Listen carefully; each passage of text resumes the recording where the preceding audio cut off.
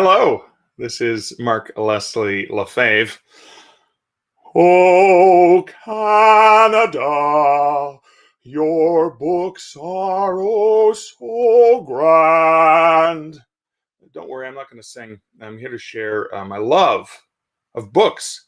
Yeah, I like big books. I cannot lie. I'm all about the books. About the books. No, wait, I said I wouldn't sing. But I am here to share. It is I Read Canadian Day.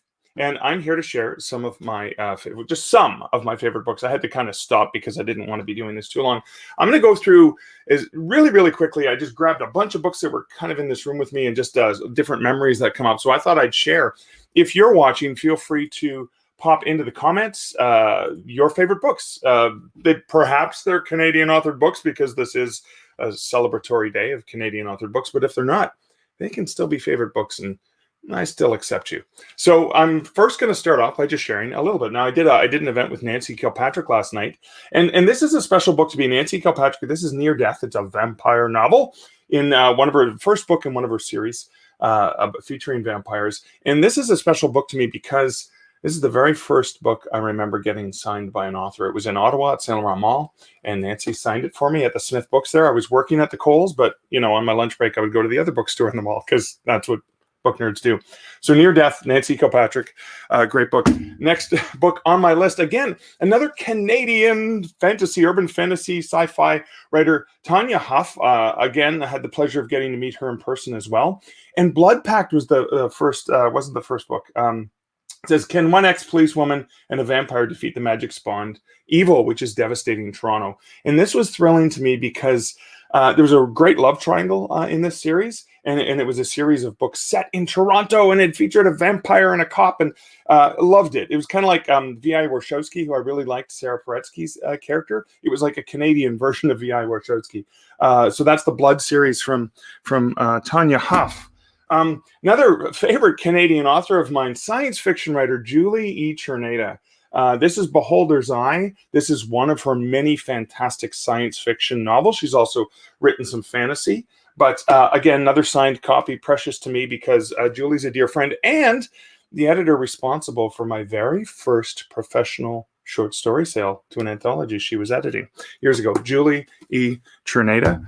Now, speaking of early books and special to me, I grew up in Sudbury, Ontario, basically a mining town in Ontario. And this was like Stephen King living in Sudbury. So Sean Costello, who's a dear friend of mine, this was Eden's Eyes. And the opening scene takes place at the Lido Hotel where somebody is murdered. Lido is kind of a dive bar in Sudbury, Ontario. And it was so cool to read horror novels set where I grew up. If you're looking to check out any of Sean's books, you can check out... which the one that's free right now? Squall used to be free. I think Hereafter might be free on most major ebook platforms. And just be warned, when you pick up one of Sean's books, you're not going to be able to put them down. But you have to be able to stomach horror and tension and thrills. I was at an event earlier this month, a virtual event with Lawrence Hale, who is an absolutely magnificent, beautiful writer. And the first book of his that I've ever read is the Book of Negroes. Now, this in the U.S., this book was called, was it Somebody Knows My Name? What was the name of the title?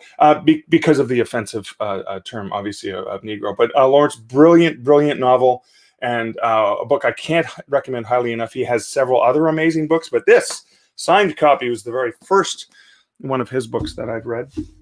Another great Canadian author, The Bear by Claire Cameron, and the glare on the screen's kind of making it hard to see, but The Bear by Claire Cameron. And this was a really disturbing, chilling tale, again, because of the bear and taking place in parts of the world that I'm familiar with. But this was a Chatelaine book club pick, Chatelaine magazine. Claire is a brilliant writer.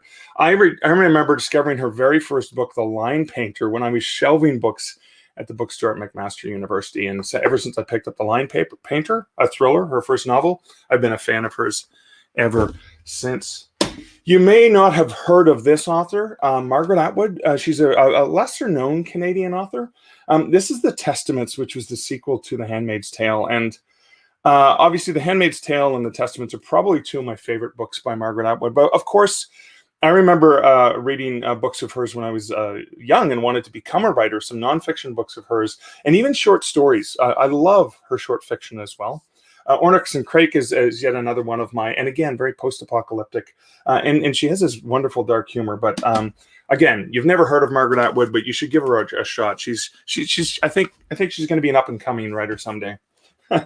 Now, Linwood Barclay is a thriller author who has international success, has plenty of books out, at least one movie based on his books, which was shot in Sudbury, Ontario, probably just 2-3 years ago, by the way.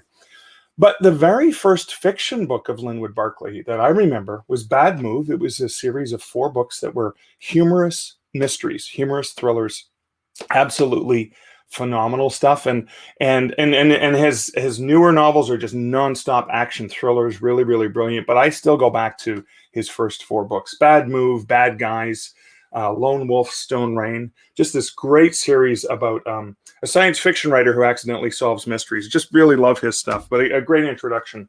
Speaking of introductions, Andrew Piper, recently had him on my podcast, the Stark Reflections on Writing and Publishing podcast. I love Andrew's stuff. Again, I discovered him when I was shelving books in the bookstore, and so The Killing Circle is a writer related story. So it's a thriller with writers and killing and all kinds of stuff. But he's got so many other great books that are amazing. Definitely worth checking out Andrew Piper. Oh my God, so many great books to read. So many great books. Okay, another Canadian author. I met Craig DeLuey. This is not his latest book. I bought his latest book, like many books that I've bought in the last couple of years. I bought them and they're on my to-read shelf. But this is a disturbing thriller horror novel, very first of Craig's that I got and obviously signed, because I met him at When Words Collide in Calgary. But definitely worth checking out. His books I know are available in audio, I believe, as well as print. Okay, local to Waterloo, where I live, James Allen Gardner. And you can't read the title because of, the glare, less the glare. But all those explosions were someone else's fault. And one of the things I love about Jim, both his some of his novels and his short stories, are he has really, really long, cool titles. And even partially, I've been inspired by Jim with some of the short story titles I have, including my Canadian Werewolf in New York novel. Was really thinking about the way Jim would title something. But this is set, it's superhero fiction, female protagonist set in Waterloo, Ontario. And again, Jim writes really compelling fiction, thought-provoking, but also it's got some funny moments in it. Speaking of funny, I'm going to go to my friend Terry Follis. Again, I discovered Terry when I was working at the bookstore at McMaster University. Love Terry. He's a dear friend. And his first book, The Best Laid Plans, is a novel of Canadian politics. How could you not want to read a humorous novel of Canadian politics? But it was brilliant. It's been turned into a stage play. Been turned into a CBC television miniseries, which I thought was pretty darn good. He even has a cameo in it. But one of the ones I love of his the most, and I love all of his books, but Poles Apart, because it's a book about feminism. And Terry's a very, very staunch supporter of feminist movement and feminist philosophy. And this book really gets into it in a really, really compelling way. But it also uses humor, which Terry is just absolutely brilliant at. So Terry Follis, great Canadian author. Speaking of another author who, I pretty much buy every book he publishes, but this is one of my favorites from Robert J. Sawyer, who's also a dear friend. And Rollback, I used to hand sell this book to people who said, I don't read science fiction. And I'd say, well, I've got a book for you. Did you like The Time Traveler's Wife? You've seen the movie, read the book. Oh, I love that book. It's great. I said, okay, this is a beautiful love story. It happens to have a science fiction premise, but it's a beautiful love story. And 9.9 times out of 10, whenever I handed this to someone who said they did not read science fiction, they said, wow, that wasn't science fiction. It was good. Science fiction, Robert J. Sawyer, Rollback. You may recognize Flash Forward was made into an ABC television series based on another one of his science fiction novels. Okay, Northern Ontario. I was so delighted when my Random House rep I think was working out at Chapters at the time. Random House rep bringing me in an advanced copy of Black Fly Season by Giles Blunt. Then turned into Actually, it was 40 Words for Sorrow was the first book in the series, but this was turned into a television series, Canadian television series. But again, it's this wonderful, set in northern blackfly season is a thing. If you're from Northern Ontario, you know what that's all about. But again, mystery set in a Canadian setting, compelling. It was almost like a really great cross between literary fiction and thrillers, mysteries, almost like a Michael Connelly set in Northern Ontario. Okay, Kelly Armstrong. Oh my God, love her stuff. This was turned into a television series. This character, Elena, from Bitten, and Stolen was the sequel. This is part of her Women of the Otherworld series. Oh my God, you can't go wrong with Kelly Armstrong. Just a brilliant, brilliant writer. She's got YA titles, she's got adult titles, and her Women of the Otherworld series is phenomenal. And again, I'll have to say, in many ways, I was inspired by the fact that Elena and the Pact are real wolves, not standing upright werewolf type people. And again, I was inspired by that when I was writing my Canadian werewolf books. So there. Speaking of Kelly, and this is a little bit, again, self-promotion, I'm going to throw this in, but Kelly's also one of the authors in Campus Chills. This is all Canadian authors, and it's horror stories set on campuses across Canada. I edited it, so I'm a little bit biased. I've published it as well. It is available in print and in ebook format. It's got Kelly Armstrong, Julie Cerneda, Kimberly Foote, James Allen Gardner. You've heard some of these people already. Sephora Jerome, Michael Kelly, Nancy Kilpatrick, Susie Maloney, Douglas Smith, Britt Trojan, Ado Van Belkom, Steve Vernon, Carol Weeks, and an introduction by Robert J. Sawyer. Again, more Kelly there. Now, speaking of cool horror authors from the Toronto area, Michael Rowe, Enter Night. Phenomenal. Actually, I love his novels. They're absolutely compelling. But what I liked about this one is it's set back in the 70s because he has to have an isolation scene, vampire bus, Northern Ontario-esque setting, just chilling, disturbing horror. Michael writes really, really beautiful classic horror. There's one of his books that's and I'm trying to remember the title. Of course, I can't remember the title, but it is a really great modern Gothic horror about a house, a mansion, isolated somewhere in the wilds. Now I'm going to move over quickly to non-fiction because maybe people don't like fiction. So I want to go with, this is a mentor to me, John Robert Colombo. So he was the master storyteller, Canadian master storyteller, kind enough to write the introduction to my book, Tomes of Terror, on haunted bookstores and libraries. But this is one of his books, The Midnight Hour, Canadian Accounts of Eerie Experiences. I've got dozens of his books and I just love the ghost stories. And again, been inspired by his stuff. But okay, I have to pause and say, so Kelly says, I should not have hit this button. My to be read list is already quite impressive. That is awesome. I'm taking a break here for a second to pop up some comments. Maya says, how do you manage to actually shelve books? I imagine you spend 90% of the time reading the description. Yeah, I do. But there's piles all over the place, all over the place. Michelle says, love Tanya Huff. Of course you would love Tanya Huff. That makes sense. So John Robert Colombo for nonfiction. Speaking of nonfiction, Joel Sutherland, originally hailing from Ottawa, lives in the Oshawa area now. He took over the Haunted Canada series, and I'm a huge fan of his writing. I love his fiction too, but he's done a remarkable job with this Haunted Canada series by Scholastic. I know it's for kids, but I don't care. I buy every single one of them. Joel is a fantastic guy.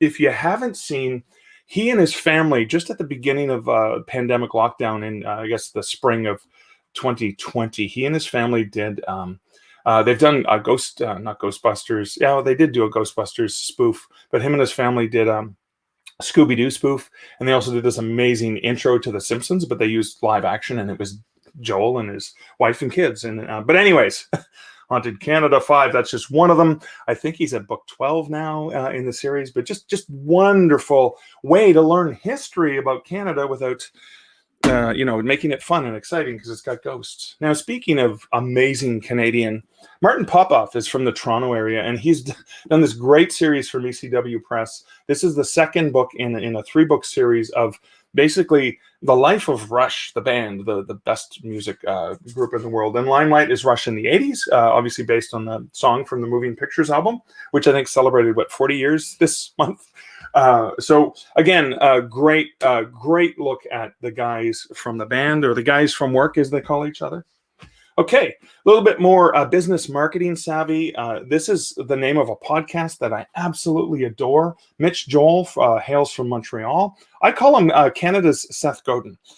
Mitch is a great guy, and Six Pixels of Separation is just a great look at how we're all that closely connected. And his books on digital marketing are phenomenal, and his podcast, he's at episode 700 now of the Six Pixels of Separation podcast. He's amazing. I've listened to him on Clubhouse recently. Again, brilliant guy. Love the conversations that he has about digital marketing and technology and stuff like that. Okay.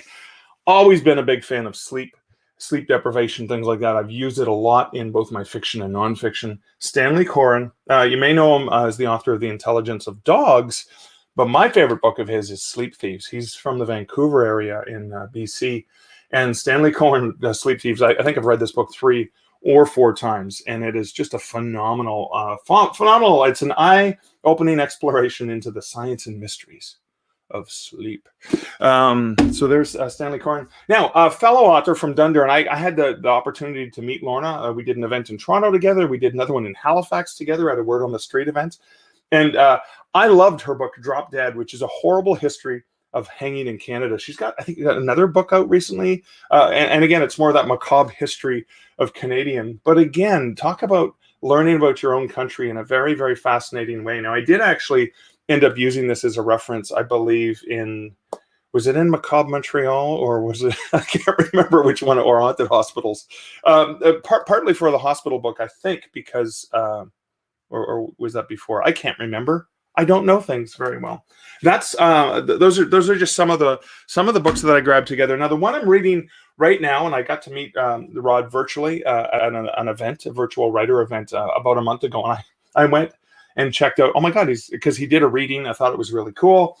Went to his website, found Kinmount, and a quote from Terry Follis. I mean, Terry says it's funny, thoughtful, compelling, and filled with humane insights about people and their passions. And so Terry says it's good. I'm going to check it out. So what I love about this is, so Kinmount is a comedy of errors of people trying to put on Romeo and Juliet in a backwater small town in Ontario, and censorship ensues and mayhem ensues, and it's got lots of comedy. But the other thing I'm really, really loving about this, especially because I loved doing theater when I was younger, is Rod's teaching me a hell of a lot about Shakespeare and about theater in and of itself. So it's this brilliant